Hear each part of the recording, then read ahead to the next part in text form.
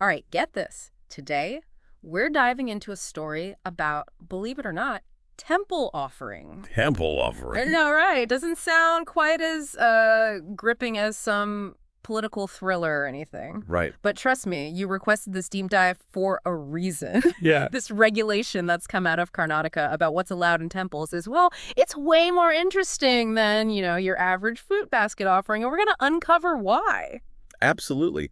What's fascinating about this is how a seemingly simple rule about what ingredients temples can use just opens up this window into so many other things. We're talking religious practice, economics, Yeah. maybe even a little interstate rivalry. You're listening because you sent us this article from inadu.net. It's a Telugu news site, published just a few days ago. It talks about how temples in Karnataka are now required to use only Nandini brand dairy products for their offerings. Interesting. Okay, simple enough on the surface, but why go through the effort of making this a rule? That's what we're going to find out. Exactly. Our mission today is to figure out why this regulation was passed and what kind of impact it might have. And I think you'll be surprised by what we uncover. Now, the article starts off by mentioning some drama, I guess you could say, surrounding the famous tirupati laddu, those iconic sweets from the Tirumala temple. Right, yeah. For those who don't know, the Tirumala temple in Tirupati, it's one of the most visited pilgrimage sites in the world. Huge. And Yeah. getting one of their laddus it's almost like getting a sacred souvenir. Right, a legend in its own right, that tirupati laddu. But recently, there have been some disputes about the quality of ghee being used to make them. And wouldn't you know it, Karnataka's Nandini brand is a major supplier of ghee to Tirupati. Hmm. Could that be a factor in all of this? It's certainly possible. Did those concerns about quality in Tirupati's ghee push Karnataka to make this move? Maybe as a way of highlighting the quality of their own product. It's something to consider. And here's another layer to this. The article also mentions possible lawsuits against the government for selling ghee to Tirupati at a discounted rate, while local temples in Karnataka were supposedly having trouble accessing the same quality product. Wow. So we've got potential quality concerns, economic factors, and maybe even a little bit of regional pride at play here. It definitely seems like there's more to this story than meets the eye. But to fully understand the implications, we need to understand just how big of a deal this new regulation is. It's interesting you should mention understanding the scope because, yeah, this isn't about a handful of temples, right? No, not at all. This regulation impacts a massive number of temples. Over 35,500 is the number the article gave. That's right. And to be clear, we're talking about temples specifically under the Revenue Department, which manages, a huge network of temples in Karnataka, Right. often, ones with historical significance or substantial income. So a significant portion of temples now have to use Nandini products exclusively. Absolutely. That's a lot of ghee. Yeah, This is sounding like a pretty big win for Nandini now. it is. It is. This essentially functions as, you could almost say it's like a large-scale government contract for the Karnataka Milk Federation. Right.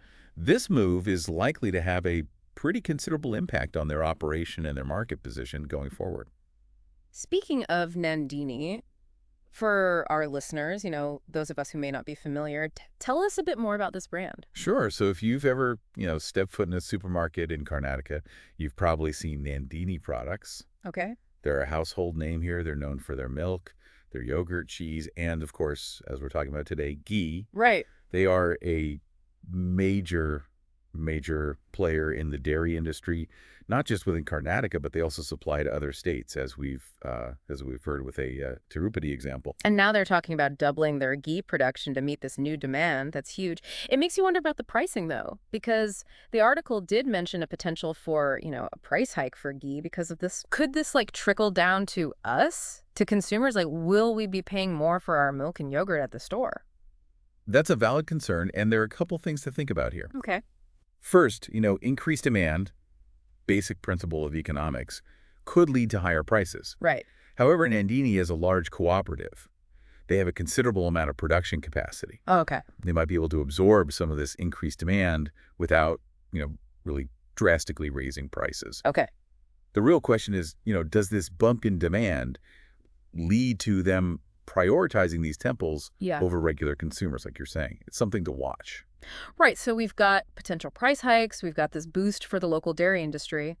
But this isn't all just about economics, is it? No. We're talking about offerings in temples, which has to be about more than just the bottom line. Absolutely, absolutely. We can't overlook that cultural and religious significance of this regulation, No. Right. Prasad, the offerings that are made at temples, it isn't just food. Right. It's about tradition, it's about belief, it's about this connection to the divine.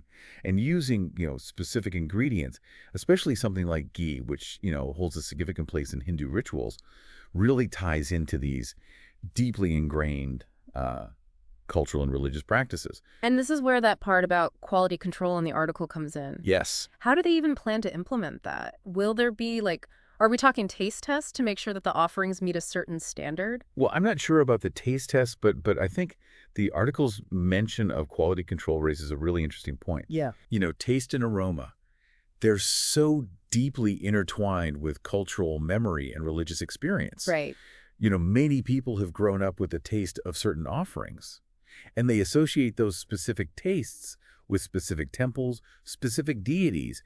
Any change to that, even if it's intended to maintain quality, could be perceived as disruptive to that experience. Interesting. Yeah, the sensory experience of prasad is very much part of that whole tradition. You're right. It makes you think about how this could potentially impact, people's experience in a very, very real way. Absolutely. And it's not even just the food either. The article mentioned that even the lamps in these temples will now be lit with Nandini ghee. Oh, wow. They're going all in on this. It's like they're trying to make a statement with this, like it's not even just about the ghee itself. Yeah. There's something deeper here, about promoting and preserving something, maybe a certain standard, I don't know, even a sense of sanctity, right? Exactly. And this move really taps into something I think we're seeing more and more of these days, which is this global trend of prioritizing local products, local businesses. Right. This is especially true when we're talking about food and agriculture, where people are becoming so much more conscious of where their food comes from. And, we can't forget the political angle of all of this. Right. The article did mention some complaints about favoring tirupati over local temples when it came to, where they were getting their ghee from. Right, right. And this new regulation seems like a direct response to those concerns. Absolutely. It's like they're saying, hey, our temples and our deities deserve the best too, right? Exactly. Feeds into that narrative of, supporting local communities, supporting local institutions. And I think, this case study that we're sort of unpacking here in Karnataka, it's a really interesting example of how something seemingly straightforward, like you said, changing ingredient sourcing ends up touching on so many different things. Yeah.